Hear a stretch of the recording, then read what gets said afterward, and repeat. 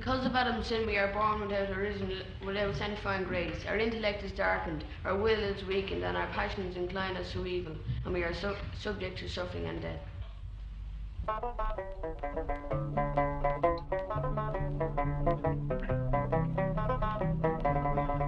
Well, in the merry month of May, now from me home I started, left the girls and two, and nearly broken hearted, saluted father dear, kissed me darling mother, drank a pint of beer, me grief and tears to smothered enough to reap the corn and leaf, for I was born, got a stout blackthorn, the banished ghost and goblins, a brand new pair of brogues to rock the love of the bogs and frighten all the dogs on the rocky road. It's a double of 1, 2, 3, 4, 5, up to Herriton and down the rocky road, and all the ways to Dublin and Wickfall. In Mullingar that night I rested limbs so weary, started by daylight next morning light, and there he took a drop of the pure to keep me heart and drink, and that's the paddy's cure when there is for drinking. To hear the lassie smile, laughing all the while at me curious style, to touch your heart above, and he asked me was I hired in wages I required till I was almost tired of the rocky road to Dublin. 1, 2, 3, 4, 5, up to Herriton and down the rocky road, and all the way to Dublin, Wickfall. In Dublin next arrived I thought.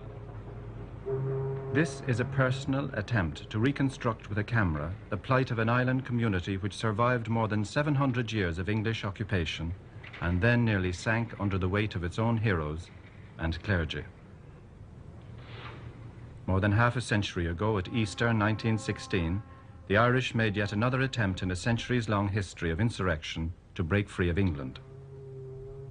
A rebellion led by poets and socialists, it was one of the first attempts by a small nation to throw off a colonial power by force. It was also the ambition of these idealists to awaken a lethargic and indifferent Irish population to an ideal of freedom.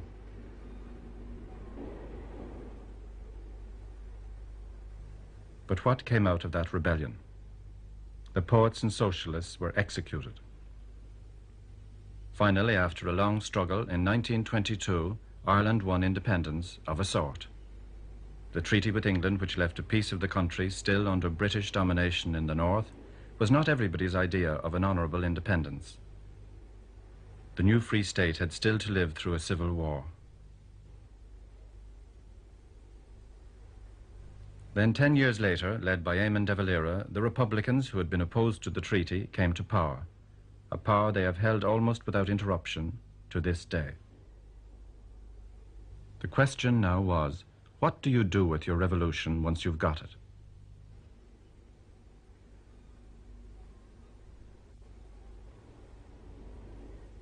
It was the hope of the revolutionary generation that Ireland would finally develop a republican form of society.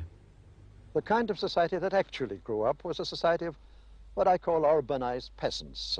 They were a society which was without moral courage, with constantly observing a self-interested silence, never speaking in moments of crisis, and in constant alliance with a completely obscurantist, repressive, regressive, and uncultivated church. The result of all this was that 32, like 22, simply spawned a society utterly alien to the ideas of republicanism, and none of us could be satisfied with it. It went on, and it has gone on almost to this day. A society in which there are blatant inequalities, and in which the whole spirit of 16 has been lost. I often feel that if those 16 dead men of 1916, before the bullets crashed into them and before the rope tightened on the neck, had they seen the kind of Ireland that would come out of their sacrifice, they would have felt only that their efforts had been betrayed and that their sacrifice had been in vain. One is under no illusions. The Republic is not going to come slowly. It will be the creation of a whole generation, perhaps 2 generations of younger men who will have the courage to speak and who won't be afraid of those sanctions that are continually imposed on them if they do so. This was the society we who were born in the 30s inherited. We were told that we were the sons and daughters of revolutionary heroes and that our role now was to be one of gratitude, well-behaved gratitude. To criticize the society our old guerrilla fighters had built up was to be a traitor. We were to keep quiet, and they, like jolly but tough old uncles, would take care of us. What they expected from us now was a new kind of heroism, heroic obedience. In the 40s, while Europe was tearing itself to pieces, Ireland, neutral, drifted even further from the reality of the outside world. We weren't even allowed to call it a war. Officially, it was the emergency. For us, a tranquil and serene emergency. The 50s brought a deepening depression, unemployment, emigration, an oppressive sense of frustration. We weren't encouraged to look too closely into what had gone wrong. Whatever had been poetic about our new republic had faded, and there was no longer a trace of socialism.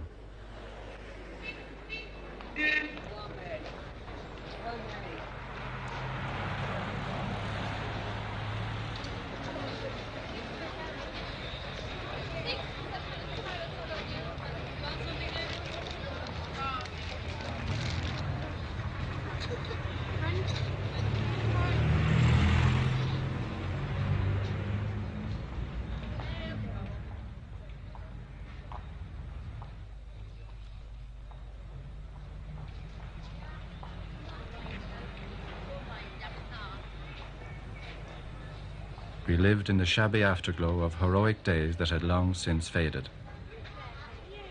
But there was still a nostalgia for some of the genteel refinements of the old days.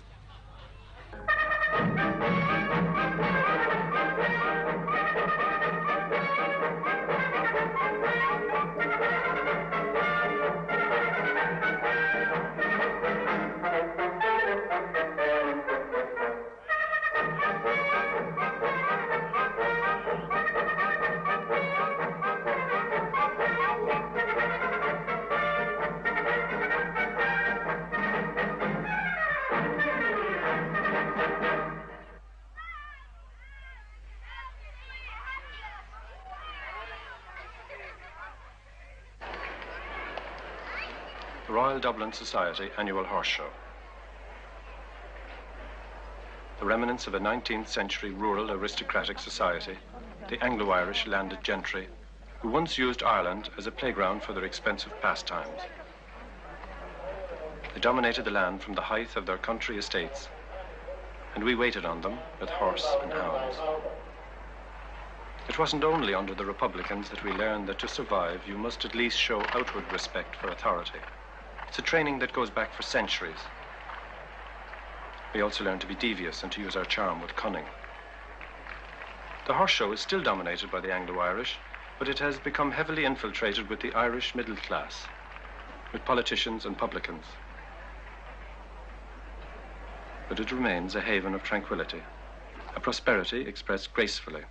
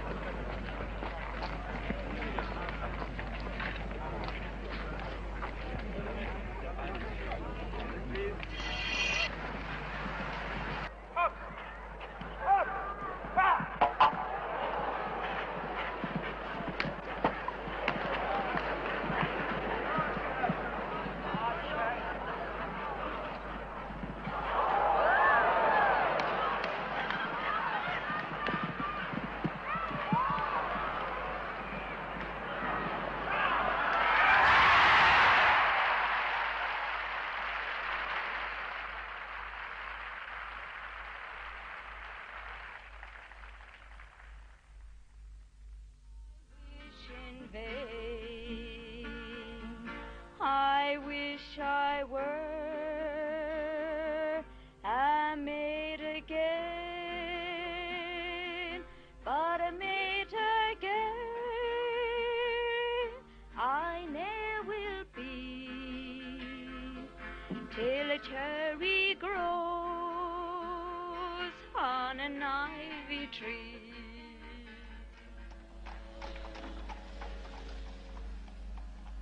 The Georgian facades that gave Dublin an elegance which saved it from being just another provincial town are being eaten into. and people are afraid of what the future might hold.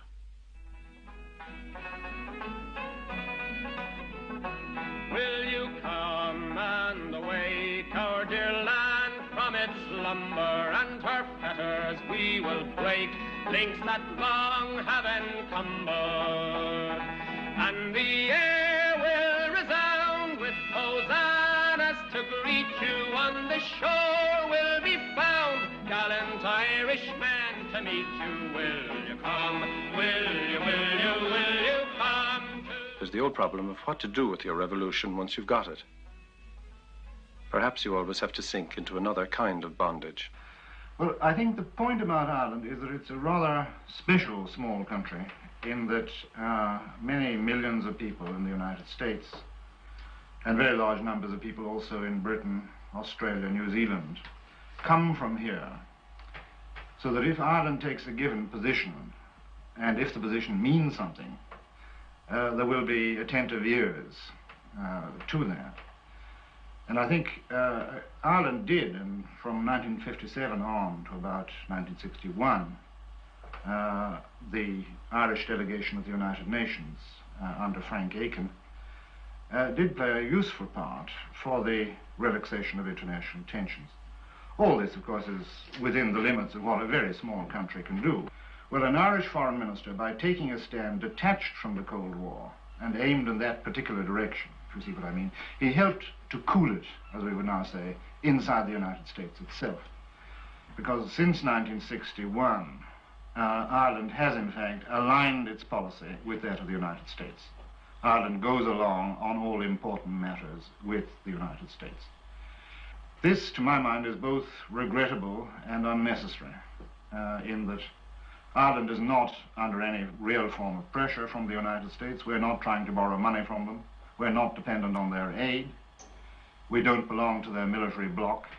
We could take a line every bit as independent as that of Sweden. There was also, of course, a special phenomenon at a given time which helped to form this, and that was a certain kind of clerical pressure. In 1957, when Ireland for the first time voted against the United States on the question of the representation of China. I won't go into the technical details of that, it's a very technical matter. But Ireland did that, and at that time, the Republican government, the Eisenhower government, called out Cardinal Spellman to the rescue to put the heat on Mr. Aiken and his government.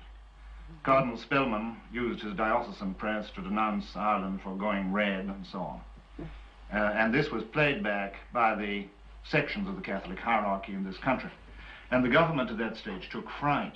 That's what it amounted to. This is way back in 57.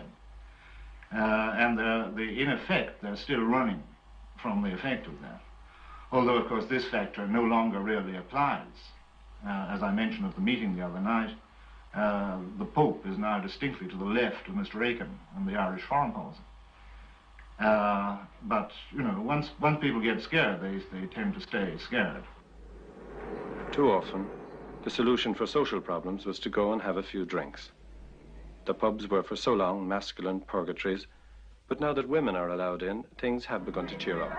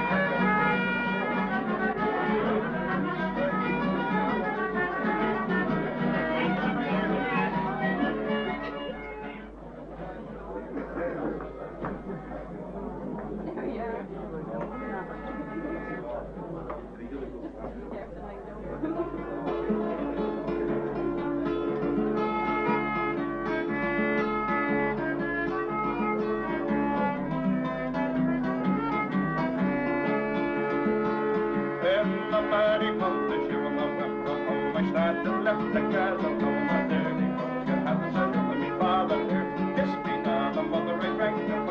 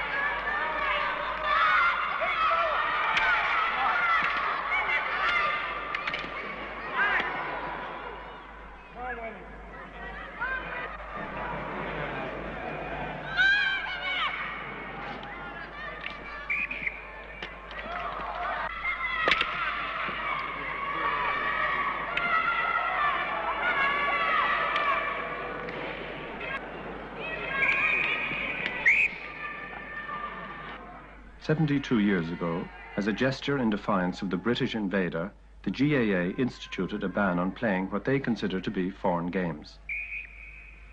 They also banned looking at foreign games or going to dances run by clubs which played foreign games. This ban is still in existence today. The Assistant Secretary of the GAA. The Gaelic Athletic Association has a ban on foreign games, but it is unusual only when taken in the context of pure sport. The rule aims at preventing members of the association, playing members of the association, from taking an active part in these English games, which are soccer, rugby, cricket and hockey. The penalty usually is a period of 6 months suspension. If the member in question is a playing member of a team, he cannot play during that 6 months, and if he's not a playing member, that is to say if he's an official or just an ordinary member of a club, he loses the right to participate in club functions. In principle, the rule affects approximately 250,000 members. The association has over 3,000 clubs, and it is necessary, of course, to understand that this rule is retained democratically. The association has a democratic system which is even more democratic than the normal parliamentary system, and this rule could be changed any time that the majority of the members of the association wish to have it changed.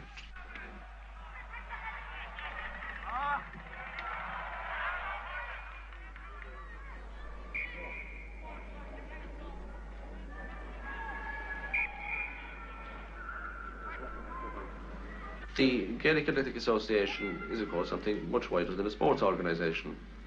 It was founded for the purpose of utilising sport to inject manhood and nationalism into Irish manhood at a period when the spirit of the Irish people was very low and very weak after famine and centuries of persecution.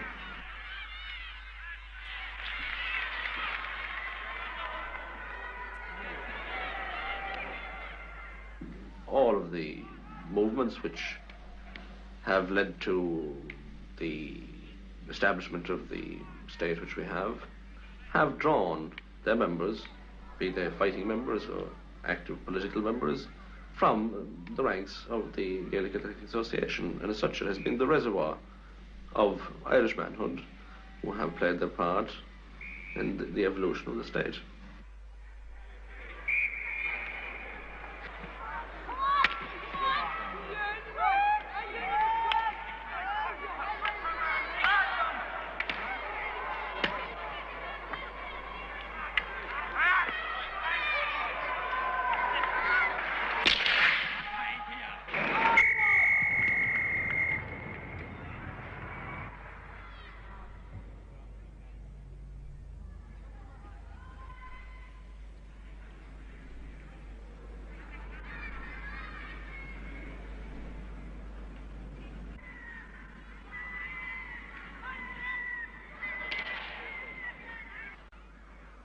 For more than 30 years, we'd been led to believe that the magic potion, which was to restore dignity, identity, and confidence to a mutilated republic, was the revival of our ancient tongue, Gaelic.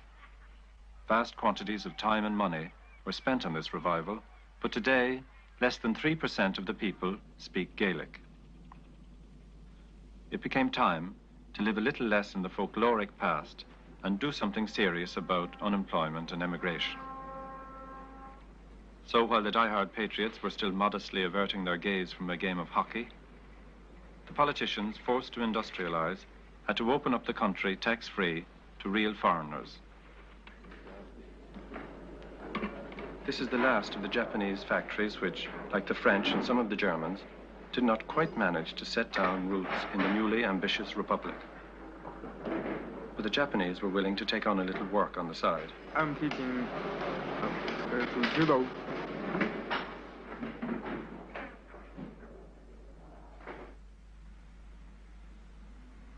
But at least Ireland, which had lost so many sons to the United States, occasionally gets one back.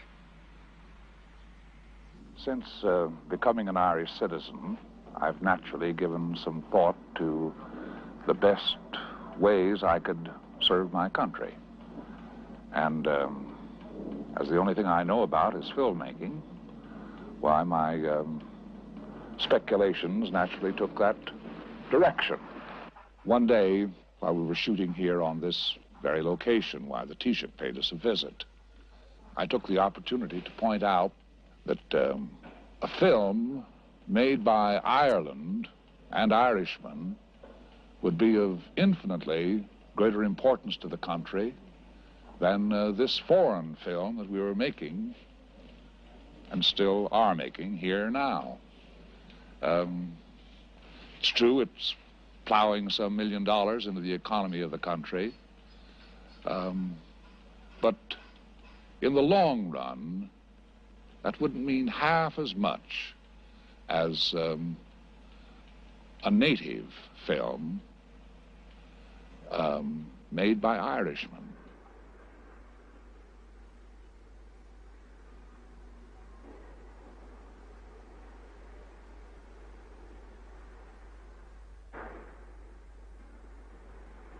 Well, over the last year, not only our own paper, but other daily papers have been carrying lengthy correspondences and lengthy articles in and around the bill. And the whole question has been thrown open. This is perhaps the most recent development, about a year ago. And you cannot, no censor can stop a flow of ideas such as we have now if he wanted to, and perhaps they don't want to. You can push too hard at it. It's a very difficult problem, obviously, for a man, say in his 60s, whether he's a parish priest or just a layman, suddenly to find things changing so fast under him.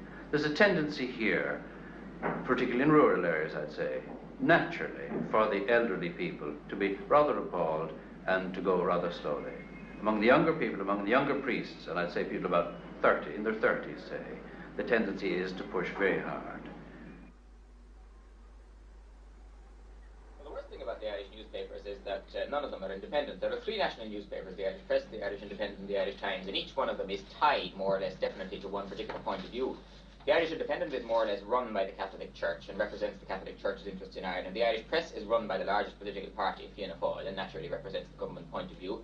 And the Irish Times, up till about 3 or 4 years ago, has always spoken for the hereditary Protestant ascendancy, which the Anglo-Irish ascendancy, I suppose you might say.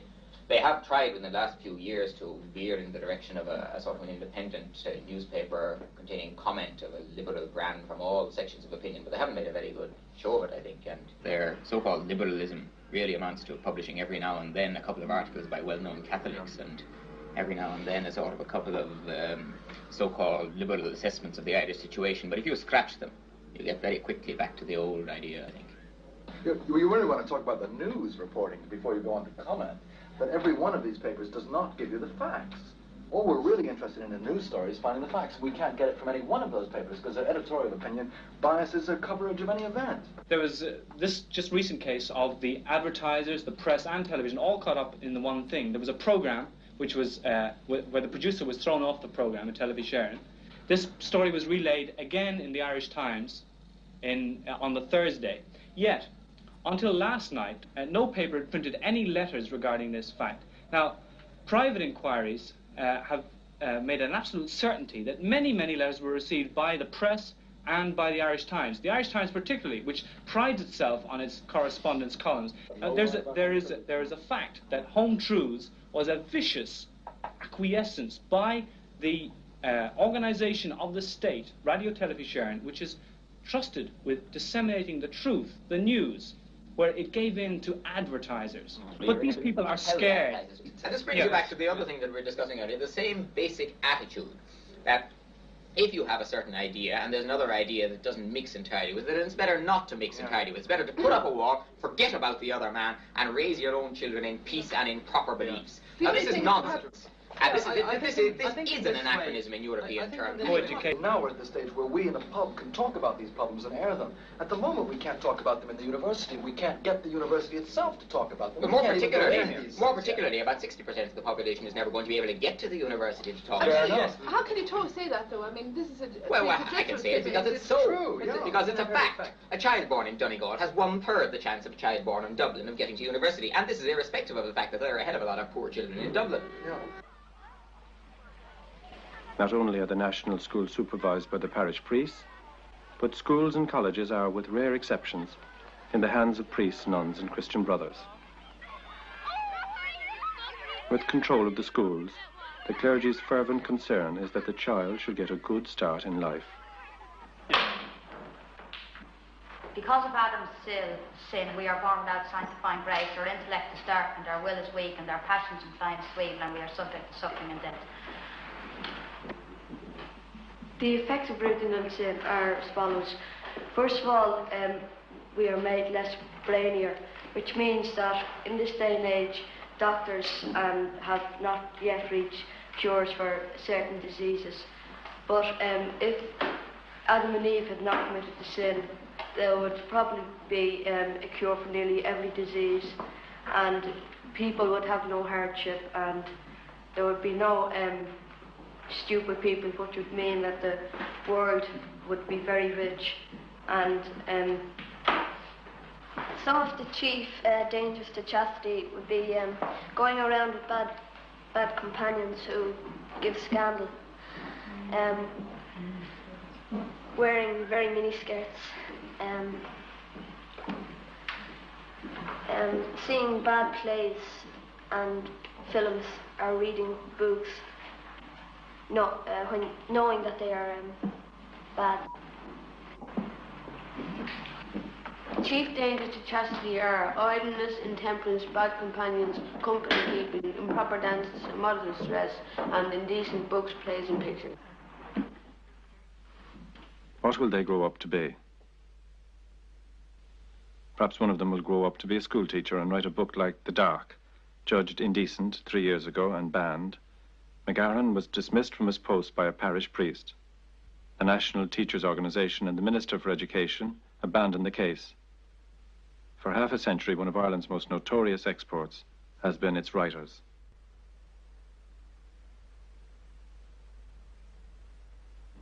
Most of the younger Irish artists are engaged in what I might call a search for an aesthetic search. They're looking for an aesthetic reason for existence, as distinct from, let's put it, the purely commercial thing into which the country has descended over the last, say, 10 years. This transition is a very distinct one. If I could give examples of the good side of it, for instance, as a young communist 12 years ago, the church was able, by using a paper called the Catholic Standard, to completely destroy any opportunity for employment of myself or any other communist of the time. I recall an incident when the front page of a newspaper, at this stage, mark you, I was only about 21, 22, when the front page of the Catholic Standard carried a large statement and a photograph of me saying, "This man is dangerous." Now, that might sound funny, but in point of fact, it meant 5 years exile, because I simply could not get a job until I came back as a theatre director. This would not be possible today. It wouldn't be possible because the younger artists, when I say young to middle-aged artists, just would not tolerate it. It's the ambition of many young theatre people to take over the once world-renowned Abbey Theatre. The Abbey began essentially as an aristocratic theatre. It was run by W.B. Yeats, the poet, and Lady Gregory. Now, it developed towards a proletarian theatre, best example by Sean O'Casey. Now, the bourgeois who were moving in rejected O'Casey and rejected this development of the theatre. It then became what it is, largely speaking now, a theatre of the petty bourgeois.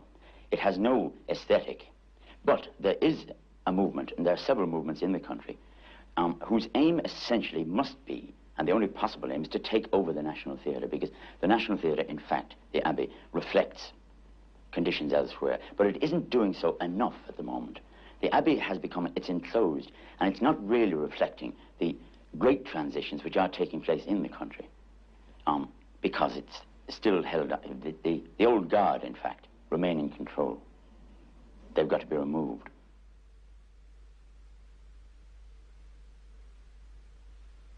All of these authors have had books banned in Ireland.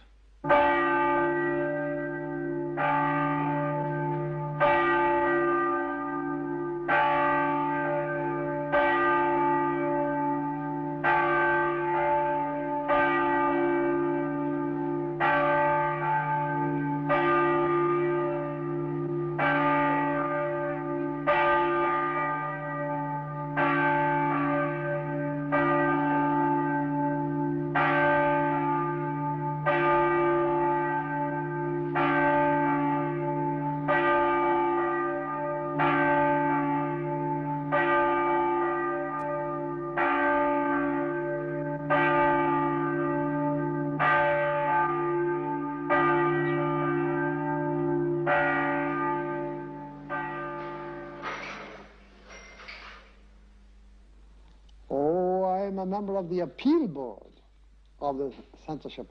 The appeal board, which considers cases where books have been banned by the censorship board, but where the publisher or the author appeals.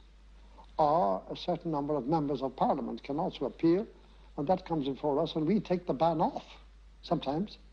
Sometimes we don't.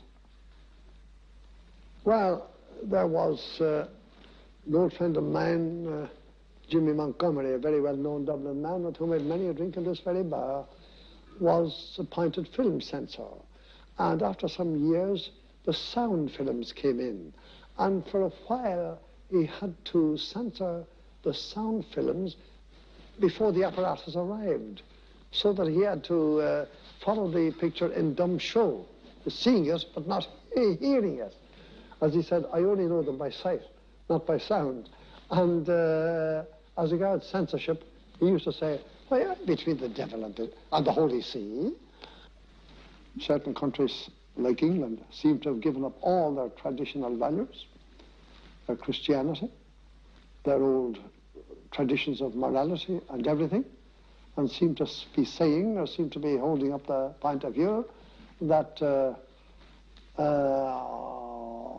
that sin, the idea of sin should be killed, and that all vice, what used to be called vice and immorality, should be allowed and should be acknowledged and should be treated with indulgence and even with not even more than indulgence, what shall I say, with affection almost. So I often do feel that the world is going to blazes. I feel that in the modern world that the maintenance of faith in the Christian doctrine is very difficult. The discoveries of science, the advancement in philosophy, the, so to speak, the adultness of the modern mind and so on makes faith more and more difficult. And at the same time, I feel that if the world has no faith, doesn't believe in its own destiny, doesn't believe that it's marching towards something worthwhile, then that would be a very, very serious and despairing thing for the world. But on the other hand, there is the resistance. The resistance is the reorganization and development of the church. The church is preparing for the fight, for the future fight against the future thought of mankind. And I am full of confidence that shall I say, that the gates of hell shall not prevail. I think of the text, et porta inferi non prevalebit contra eam.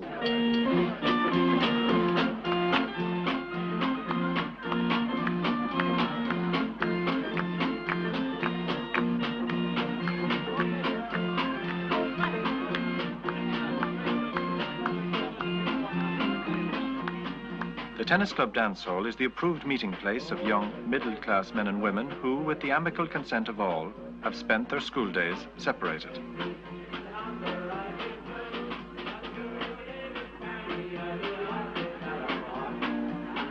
It is the women's lair where the men come apprehensively, defiantly, or with extravagant expectations, but not until after the pubs close.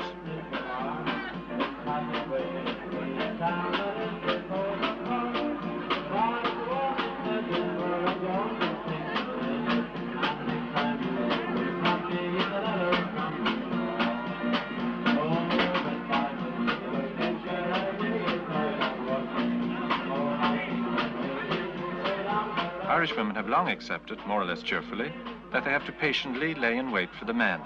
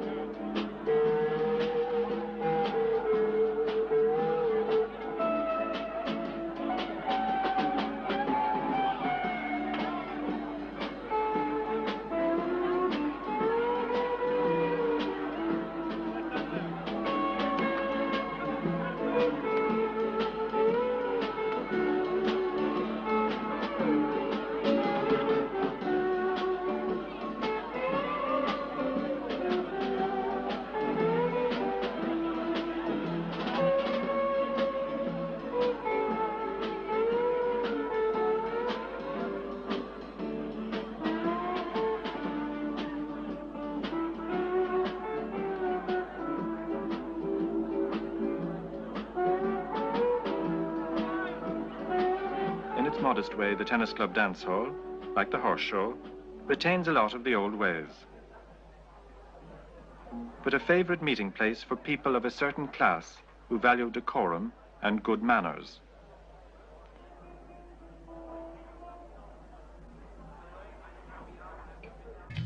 I can tell by the look in their eye, they have seen the promised land.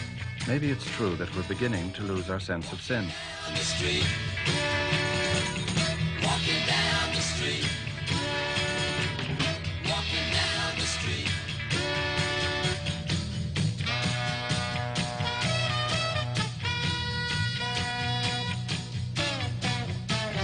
Buses, they all stop and go, people getting on and off. The crowded streets are moving slow, cross the road when traffic stops. Walking down the street, walking down the street, walking down the street.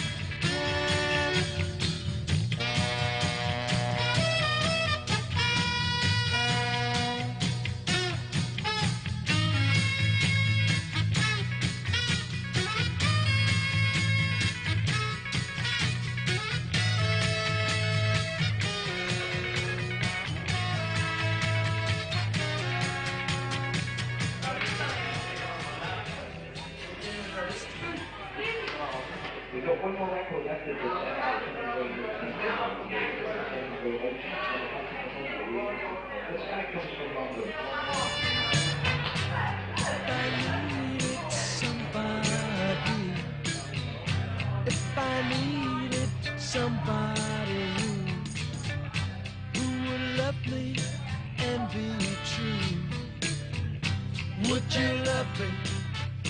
Would they love me and be true? True, true, true.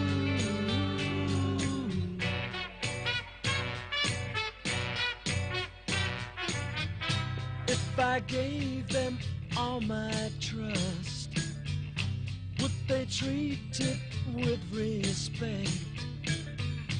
Through this life and in the next, would they love me? Would they love me and be true? True, true. If we are losing our sense of sin, there are still plenty of people who want to do something about it.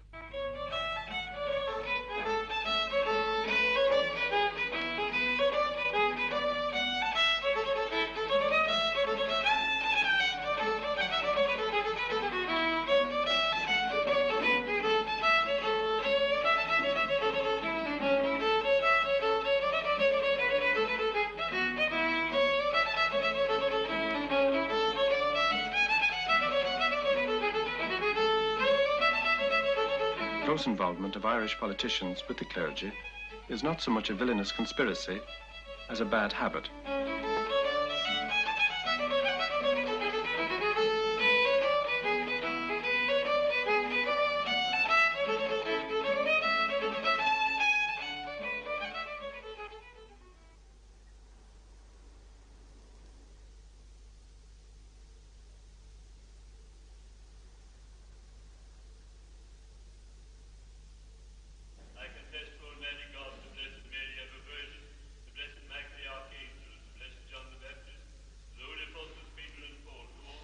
The traditional approach of the clergy has always been not to disturb the simple faith of the people.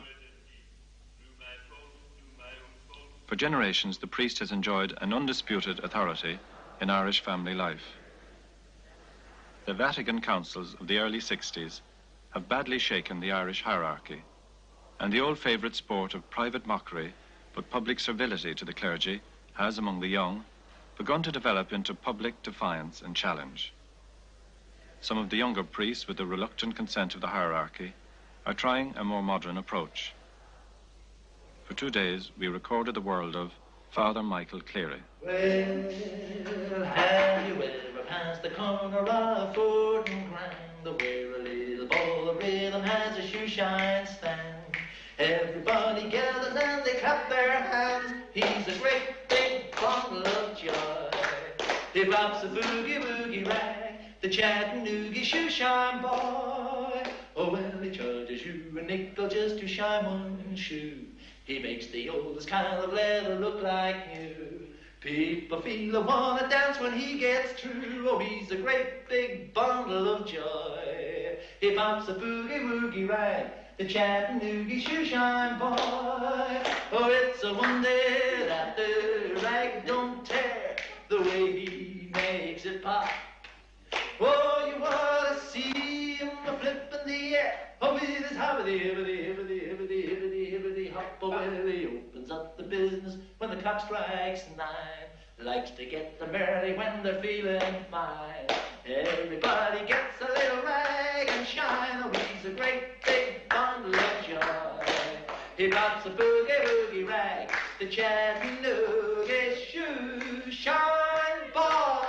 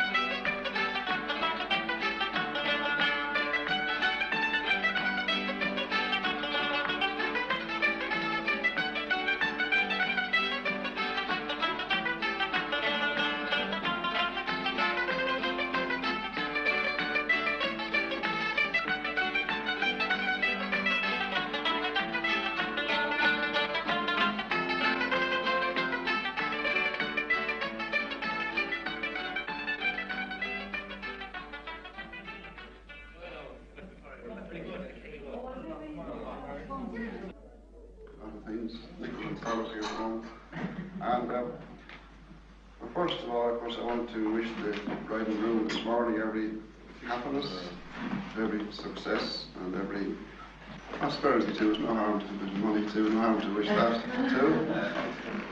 And please God, I'll be very happy.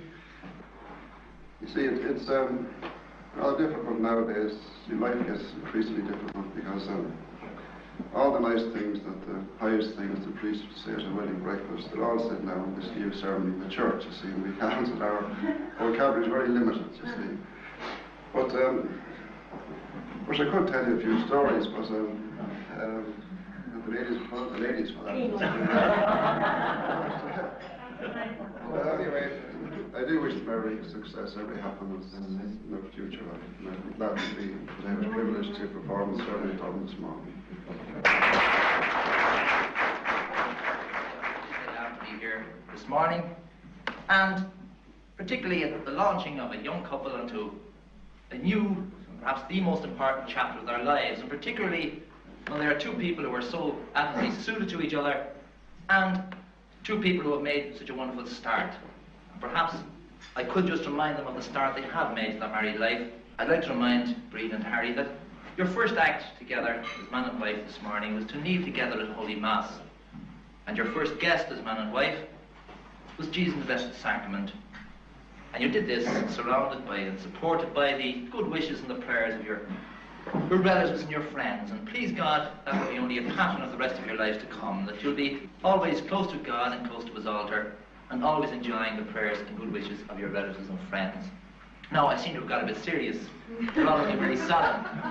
Just to conclude, I know that Harry and Breed are two sensible people who realise that life won't be all wedding breakfasts, won't be all sunshine. We will have our ups and downs. But I think I can say for everybody here, for Harry and Breed, that it's our prayer and our good wish this morning for you, that your moments of difficulty and your moments of joy and happiness will be very, very many and very great. God bless you both.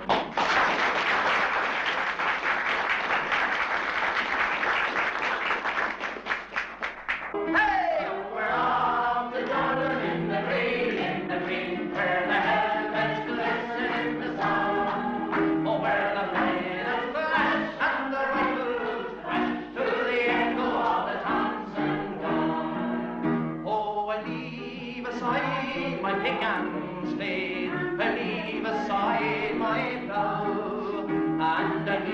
beside my old grey mare, for no more I need her now. And I lay beside my Mary, she's the girl I do adore. And I wonder if she'll think of me when she hears my blues roll. Hey! Dance back in again, and then shortly after your partner around to meet the next couple coming. And it goes with simple breathing, 1, 2, 3, 1, 2, 3, 1. And do it all together, and then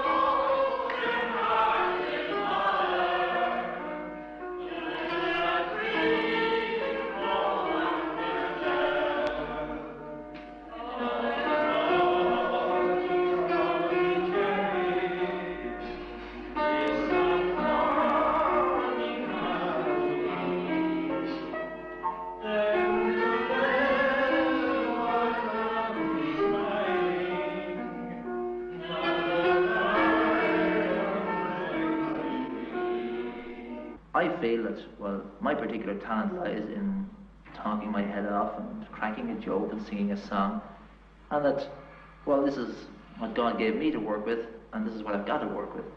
And I find that in general, it does get me across to that particular section of the community that I aim particularly at, the younger folk and the people of that age group who look for, in their priest, this camaraderie and this ability to sort of understand their forms of entertainment, their likes and dislikes, and one who you might say seems to be on their wavelength.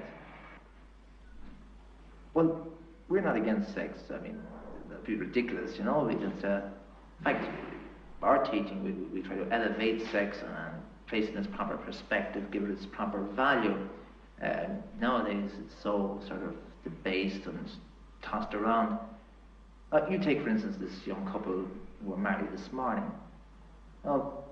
Their attitude and their training towards sex will give it its proper place in their lives as the, as the physical expression of a love that's genuinely there between them, and the proper restraint in the use of it, and it'll give them more enjoyment than the ordinary person whom you get in some of the big cities. Now, I've worked in London recently, and tradition there now is, you meet a girl, you take her home, you go to bed with her.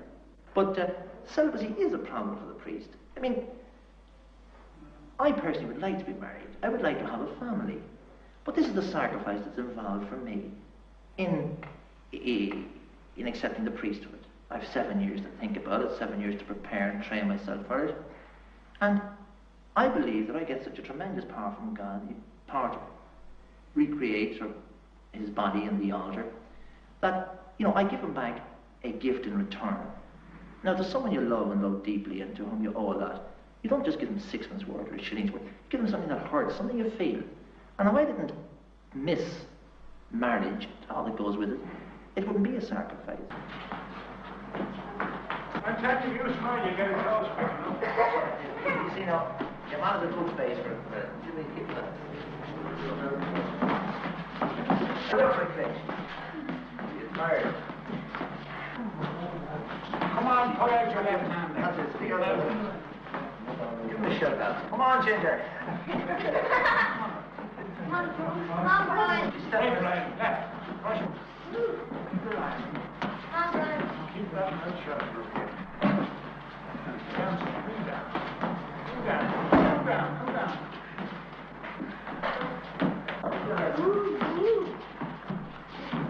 You open down your head. That's it. Don't turn your face away from him. Sure, How are you for the work sometime? Isn't it? Huh? Long time no You see. must be expecting a bit of business, are you? Oh, One, two, three of them, is it? Oh, yeah. How are you? How are you, father? You look Long well time no down see. there. Are you expecting a lot of business here or what? Oh, well, we're getting up a bit of stock. Getting up a bit of stock? Yeah. Well, what were you thinking I'm of it glad for? to see you. I hope there are enough cigarettes for you. You smoke? Come up out of that and take a break. Thanks. They're not cheap ones. I got them for nothing. No money was going. This time of the year, you have people coming home on holidays, you know, from Lourdes and places, and they're playing duty. Thanks. No joking. Yeah, gone. You can bury that too. You remember that old match we had? Yes. Well, I was thinking if we ran it again, we might make it. This was a great game. Charlie still accuses us of having a few sort of ringers in, you know? I know, yeah. But every man who was there was a genuinely ordained priest. It should seem some very experienced footballers, black and blue. But I trot out on the pitch, you see, expecting to see a few baldy married men, you know? Yeah. And who comes out? Joey Wilson, who played for the League of Ireland that year, trotting along. Yeah. But do you remember the time he came down the wing? So just as he was coming, I gave him the hip. Yeah, yeah. And he hit the railing with a bang. Oh, I thought I had him killed. And all the crowd, every time I touched the ball afterwards, boo. It was great. Charlie headed a few goals. Here, look at this. Look at that. Head the ball, they call him. Tell us now, seriously though, apart from joking that, I often thought, you know, you fellas, do you get callous towards death at all when you're... Not at all. I mean... Well, you haven't tried. No, I've noticed now when I come up to do funerals and that, but even though you must be doing 3, 4, 5 a day, you still all stand back for the prayers and you still keep silent and reverence. You know, I'd imagine you're so used to it to be just another job, you'd walk off and have a smoke or something. Do you still feel, you know, upset when you see relatives upset at a grave and that? No, really, no. Sometimes you do. No, it's only a matter of a job when you're doing it for strangers. When you're doing it for strangers, you your own, though. You feel it more. I suppose there's one man said to me, you can't die with everybody, I suppose. No. Yeah. But, well, listen, I suppose I better let you get on with the work. No, you're not holding enough up. Because the fella says that on the company up farmer. if you don't do the work in this place, it'll be a grave situation with no place to put them.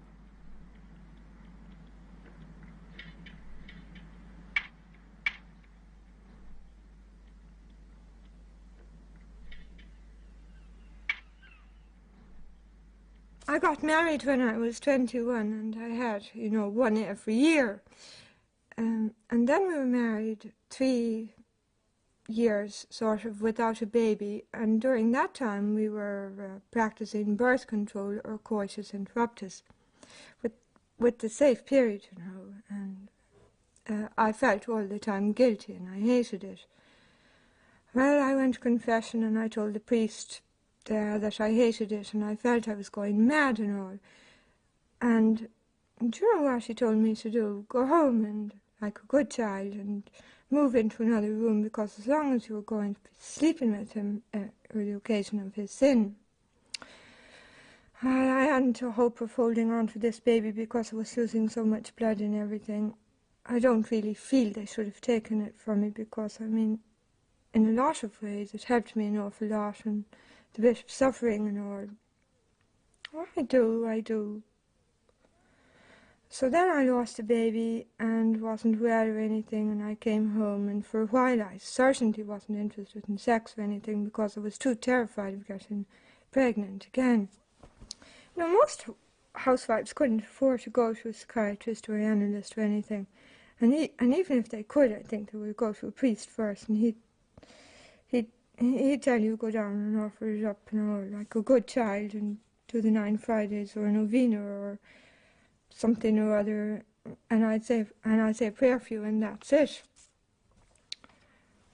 And work hard, so you won't be, you know, and go out and do the garden and this and that, so you won't. Anyway, they're always on the men's side, and so are the doctors in this country. They think women should sort of grin and bear it and put up with it because, you know, we're Catholics and they shouldn't be making it harder for the men to sort of, you know, and be sort of committing sin by having sort of courses interrupted or something. I'm a practicing Catholic, and I don't think that if I were to get in trouble tomorrow at this stage that I'd go down to a priest or for advice.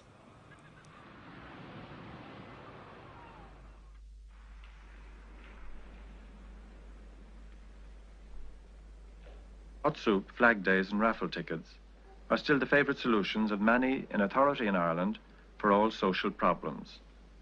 But there are signs that Ireland has begun to take the first steps in breaking free of a political and clerical authority which for half a century had been characterised in its approach to human problems by a profound and stubborn ignorance. At that time, Dublin was a much smaller city. Everybody knew everybody else. And one felt, when a group sat down in a bar to talk about things in Dublin, one felt wrapped in by the city. One felt as if the city was round about one, like a cloak. Now that's changed. All this new plastic material, all this machine regulation of the whole thing, and distribution, and especially these pop orchestras, these jazz bands, these pop bands, the strum, strum, strum of these guitars, giving it horrible noises. Oh no, I think it's awful. I think it's dehumanized, and well, I suppose to give it its due, it is a break away from what was into what is and what will be. And I suppose it will all acquire a character, it will acquire a tradition, it will acquire a mellowness, which is not there yet. I think that's what's wrong with us, really, that we're at the beginning of a new age, really a new wonderful age of the world, but at the beginning of it, and therefore it hasn't any, so to speak, tradition or character about it yet, but it's acquiring it every moment, every day. And I wish it well. I wish it well. I won't see it. That's about all I can say about it.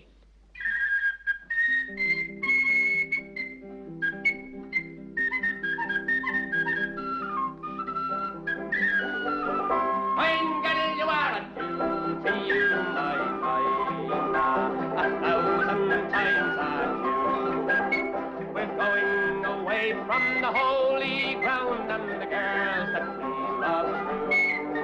We will sail the salt sea over and then return for shore to see again the girls we love and the holy ground once more. One girl, you are the girl I do adore, and still I live in hopes to see the holy ground once more. One girl, you are. See the star of my rising, I see it coming soon, and the sky it is so cloudy you can scarcely see the moon. And the moon, your ship, he was tossing about, the ring it was not shore, and still I live in hope to see the holy ground once more. Fine girl, you are the girl I do adore, and still I live in hopes to see the holy ground once more. Fine girl, you are, and now the storm is over, and we are safe on shore. We will drink and toast to the holy ground and the girls that we adore. We will drink strong